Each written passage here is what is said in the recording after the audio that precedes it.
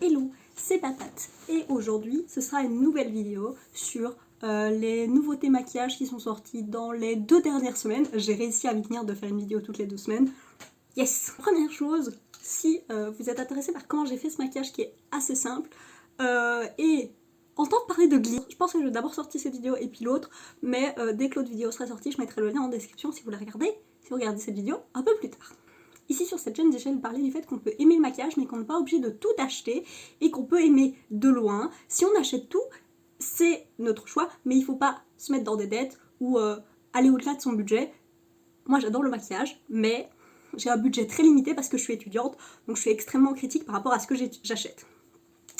Sur ce, on va parler de ce qui est sorti. Je mets tous les comptes Instagram que j'ai utilisés en description, ainsi que la chaîne de Samantha Marsh, ainsi que sa playlist communautaire. Samantha Marsh a créé le concept des Will I Buy It, qui est la vidéo que je vais faire aujourd'hui, où on parle de si on veut acheter ou non. Moi c'est plutôt non tout le temps, mais c'est plus qu'est-ce que j'en pense de nouveautés make-up.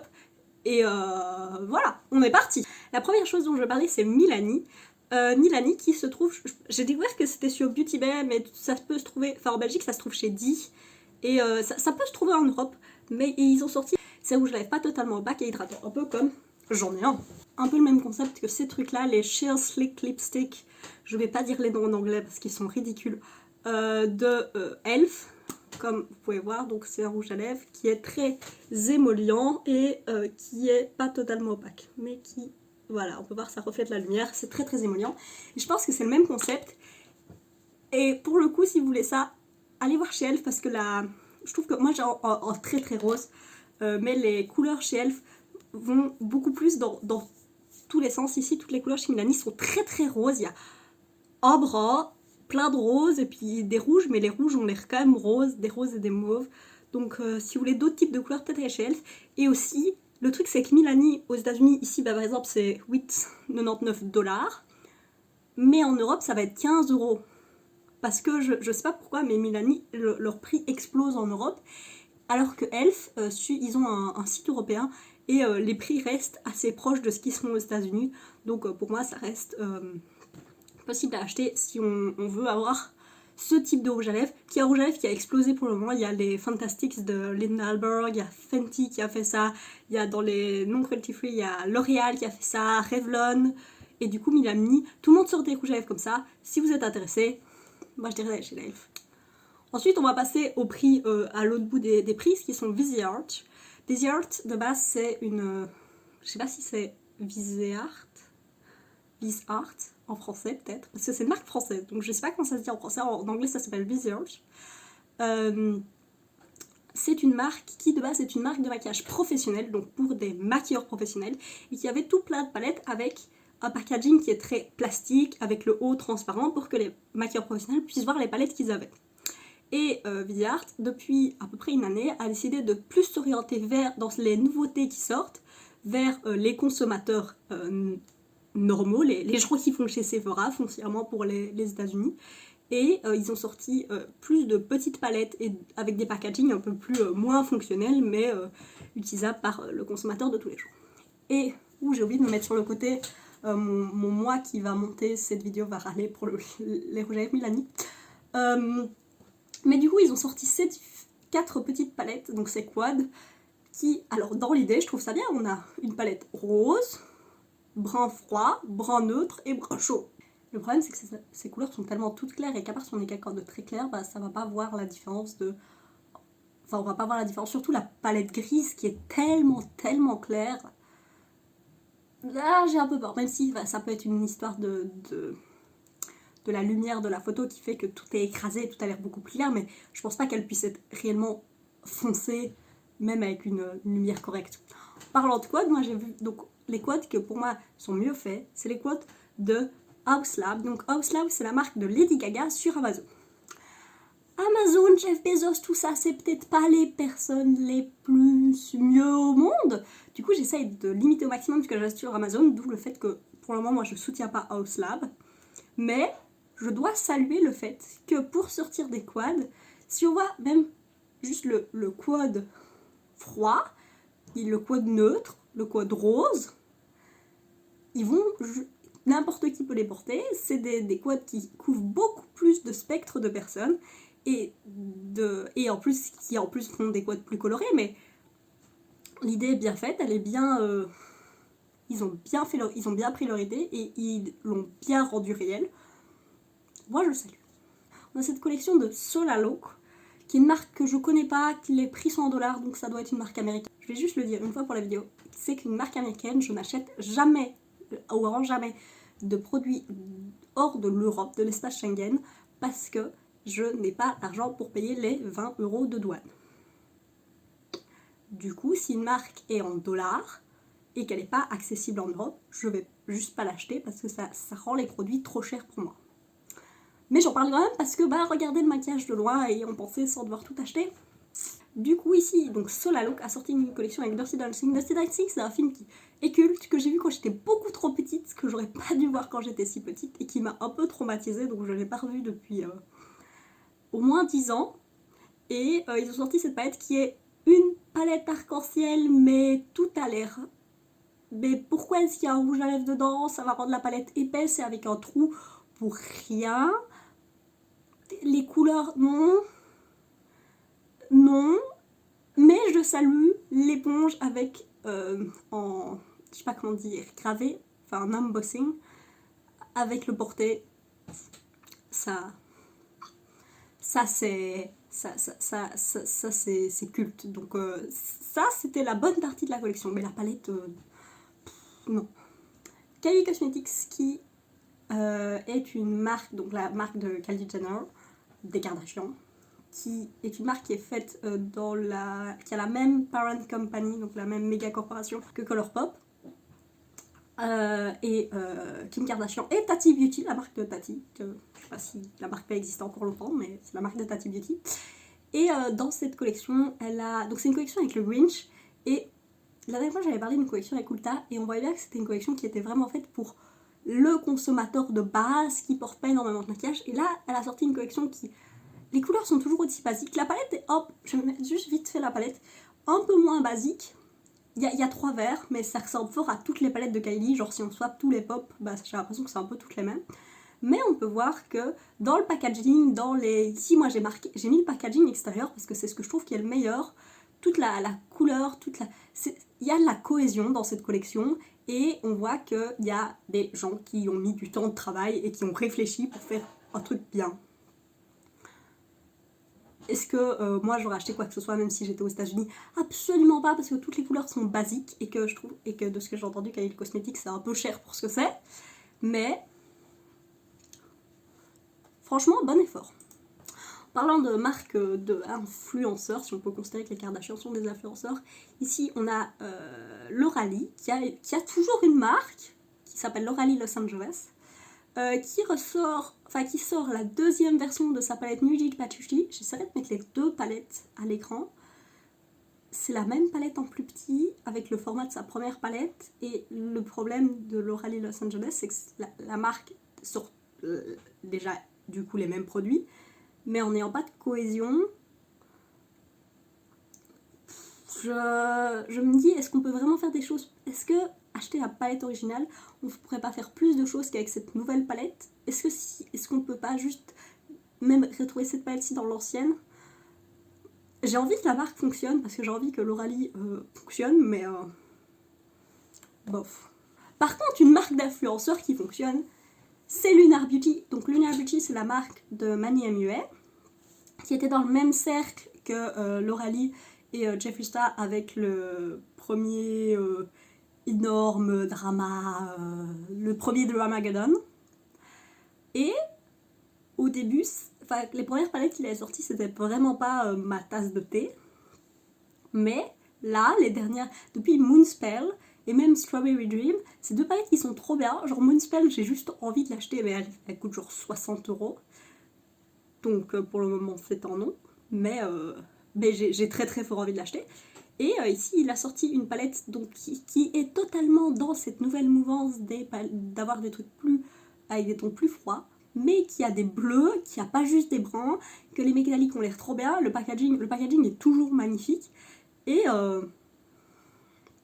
il a sorti en plus un brush set avec uniquement des pinceaux pour, enfin un set de pinceaux uniquement avec des pinceaux pour les yeux, qui est ce que je préfère, parce que si je veux acheter des pinceaux pour le visage, j'achète des pinceaux pour le visage, si je veux acheter des pinceaux pour les yeux, j'achète des pinceaux pour les yeux, j'aime pas quand les sets mélangent les deux. Et là, la palette est magnifique, et j'ai vu quelques personnes l'utiliser, les looks sont super beaux, l'argenté a l'air extrêmement, c'est le cas de le dire, visible depuis l'espace, et non mais j'aime bien ce qu'il fait, et il fait des trucs bien, et il est sur Beauty Bay si vous voulez l'acheter en Europe. On va passer sur notre segment Colourpop des 2 semaines, parce que Colourpop ne s'arrête jamais.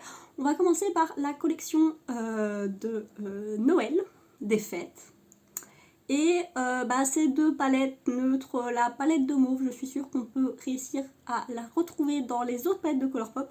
Et la palette avec le brun, c'est un peu l'autre palette, c'est une palette un peu neutre avec un twist, et ça je peux saluer. C'est la palette à offrir à ton neveu qui aime le maquillage, mais que tu sais pas trop ce que c'est le maquillage. Ils ont sorti une autre palette qui est la palette Poppy quelque chose. La Big Poppy, qui est une palette qui a Poppy, je pense que ça veut dire coquelicot. Pour moi les coquelicots c'est rouge. Ils ont déjà sorti la palette Sunflower, qui, enfin, à part le fait que ça m'a l'air d'être la palette Sunflower avec un filtre vintage. Genre, je vois pas l'intérêt du fait d'ajouter cette palette à tout ce qu'ils ont. Et ils ont sorti 2 nouveaux Super Shock eyeshadow avec une association, et j'ai sorti cette sortie parce que je trouve qu'il faut pas aller acheter du maquillage que vous n'avez pas envie, que vous n'allez pas utiliser ou que vous avez déjà, parce que je sais pas si c'est des couleurs qui sont déjà dans ce que Colourpop a fait, mais Colourpop a tellement de couleurs neutres de ces Super Shock que ça m'étonnerait pas que ce soit des couleurs qui soient réutilisées. Et du coup, si vous avez déjà ces couleurs, que vous avez un truc similaire, n'allez pas les acheter juste pour aller soutenir l'association, allez faire une donation à l'association si vous voulez le faire. Si vous n'utilisez pas quelque chose, ne l'achetez pas parce que c'est une association, parce qu'il y a des profits qui sont donnés. Allez simplement donner à l'association directement, votre argent sera mieux utilisé que d'avoir quelque chose que vous n'allez pas utiliser et qui va juste créer des déchets et qui va augmenter la consommation générale. Et en parlant de Colourpop fait des trucs que moi je n'aime pas spécialement, ils ont sorti pour Noël des Vault.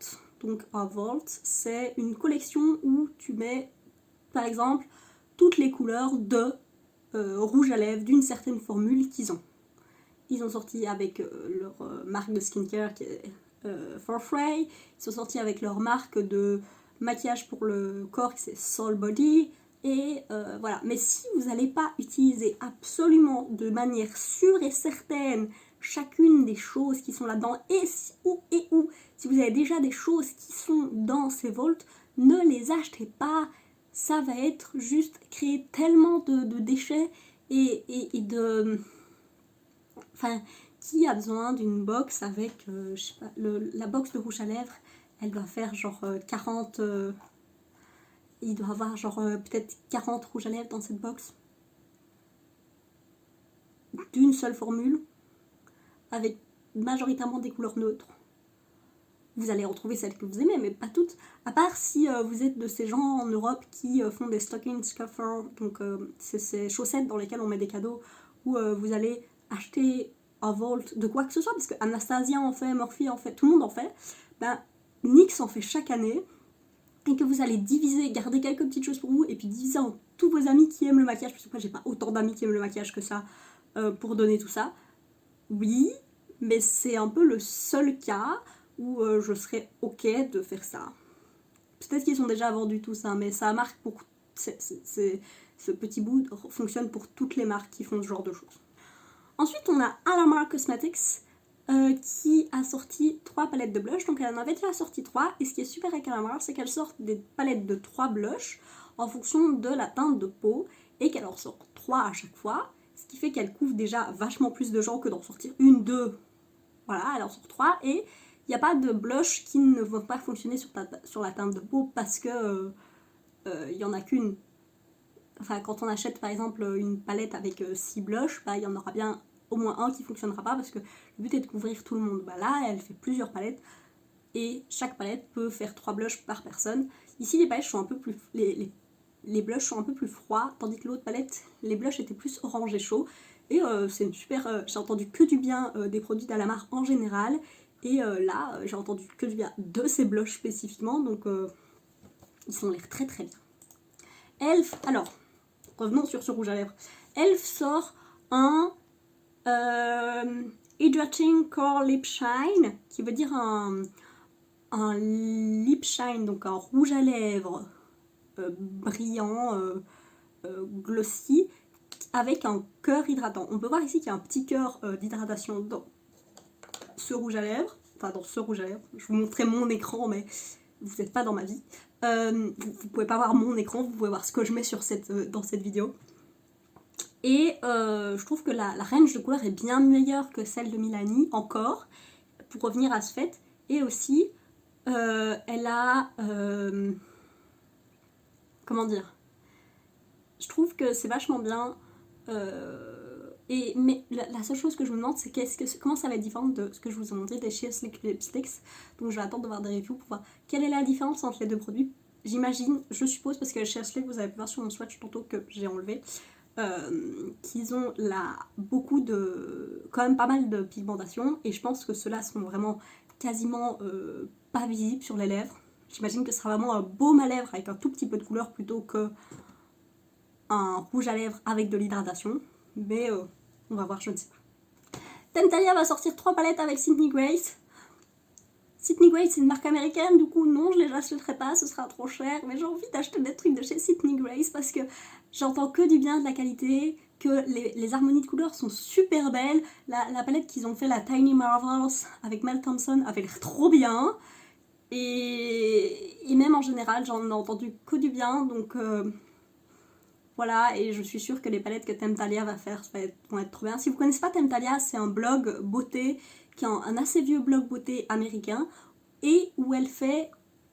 c'est la bible, genre vous aurez trouvé des informations sur tout, des dupes de tout, et vraiment moi et Temptalia est vraiment elle fait vraiment des reviews très très neutres, en donnant vraiment des faits de si elle aime pas une ombre à paupières, pourquoi XY chose, et pas juste moi j'ai trouvé que ça marchait pas bien, voilà. Donc Temptalia a vraiment une super ressource pour tout et n'importe quoi. Et je suis super heureuse qu'elle fait une palette avec Sydney Grace parce que c'est super. Sydney Grace, c'est une super marque. Et j'ai hâte de voir à quoi elle veut ressembler. Parce que si j'ai bien compris, il y aura une palette de bleu, rouge, enfin couleurs froides, colorées, jewel tones, donc des couleurs plutôt du rubis, jewel tones, ça veut dire les couleurs des pierres précieuses en somme, donc des couleurs plus automnales, plus froides, et une palette de neutres. J'ai hâte de voir ça. Linda Albrecht, dont tantôt j'en parlais pour les Fantastics, est une marque indépendante suédoise par une maquilleuse qui est Linda Albrecht, qui sort une ligne de produits pour les sourcils. Alors j'ai regardé la vidéo de Emily's Makeup et je suis assez d'accord, c'est que ça couvre pas mal de gens, mais pas les gens avec pas les roux. Il y a rien tout a des sous-tons froids. Alors oui, par exemple, moi, si je dois utiliser du gel à sourcils, je veux que mon gel à sourcils soit froid, parce que les poils de mes sourcils sont froids. Mais si on est quelqu'un de roux, il faut quelque chose de chaud.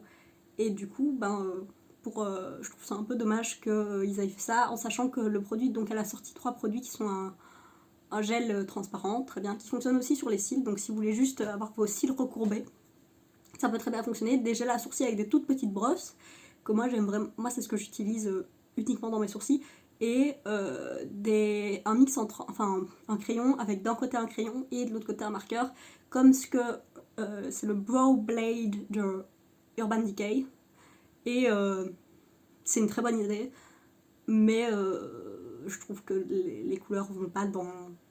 il manque une partie des couleurs en somme. Restons dans les maquillages plus indépendants.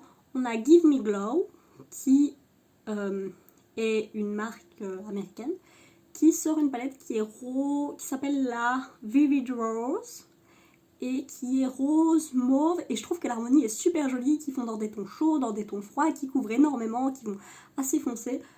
Voilà, je voulais juste admirer cette palette, et les métalliques de Give Me Glow ont l'air magnifiques. mais c'est cher, et le shipping est cher, et il y a des douanes, du coup non, mais cette palette est... Je voulais juste donner pas mon approbation, mais mon amour pour cette palette que je trouve très très très belle. Musée Beauty, qui est la palette, donc ils ont déjà sorti une première palette. Le principe de Musée Beauty, c'est de s'inspirer d'art et d'en faire des palettes.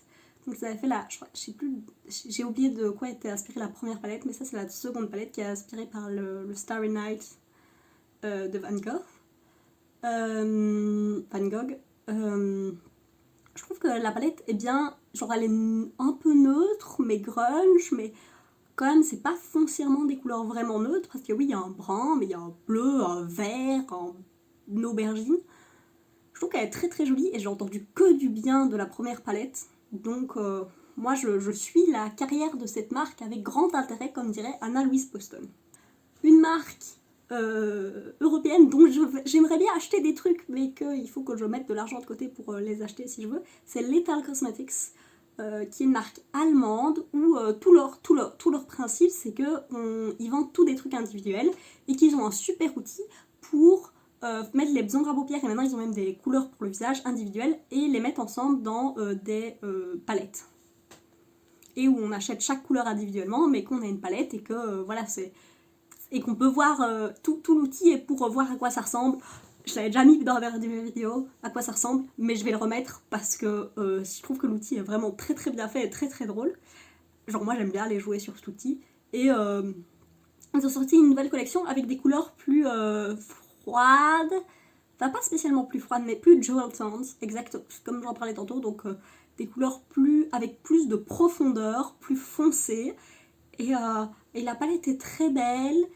Et les couleurs sont jolies et les liners ont l'air trop bien, mais ils coûtent 16€ pièce. Donc je vais juste regarder cette palette de loin et regarder des vidéos où je suis sûre que les looks sont super intéressants, parce je trouve que dans les palettes qui sont déjà faites, donc qui sont préfaites, ils ont vraiment un œil. Et aussi pour les ombres à paupières qu'ils vendent, ils vendent pas énormément d'ombres à paupières avec une couleur très primaire. C'est beaucoup des couleurs avec il y a un petit peu de brun, un petit peu de gris, un petit peu de jaune, qui fait que la couleur est pas du tout primaire. Ici ça se voit très bien et que ça rend la couleur un peu plus intéressante, je trouve. Pour finir, j'ai grandi avec beaucoup de Disney et aux cassettes Disney, mais mon préféré c'était Mary Poppins. Il y a Besame Cosmetics qui fait une collection avec Mary Poppins et juste le packaging est adorable. Et pour vous dire à quel point j'aime Mary Poppins, sur mon tablier de la Saint-Nicolas en réto, oui on fait la Saint-Nicolas dans mon école réto, je sais que c'est un truc de baptisé, je sais. On fait la Saint-Nicolas dans mon école réto, et sur mon tablier, j'avais un pingouin, un des serveurs pingouins, parce que j'avais fait moi-même, et je les ai super fiers, et le compact a l'air trop bituro. Et Besame est vraiment une marque qui... moi je les avais connus parce qu'ils avaient fait une collection avec Blanche-Neige, et ils ont fait pas mal de collections avec Disney, et par rapport à toutes les collections Disney dont j'ai parlé il y a 2 semaines, ici je trouve que Besame ils font des collections où ils restent vraiment dans ils arrivent vraiment à avoir cette esthétique un peu vieux maquillage, et que je trouve que ça va parfaitement. Et franchement c'est le côté fangirl et de mon enfance, mais juste bien joué quoi. Sur ce, j'espère que vous avez bien aimé cette vidéo et que vous passerez une bonne journée. Des bisous!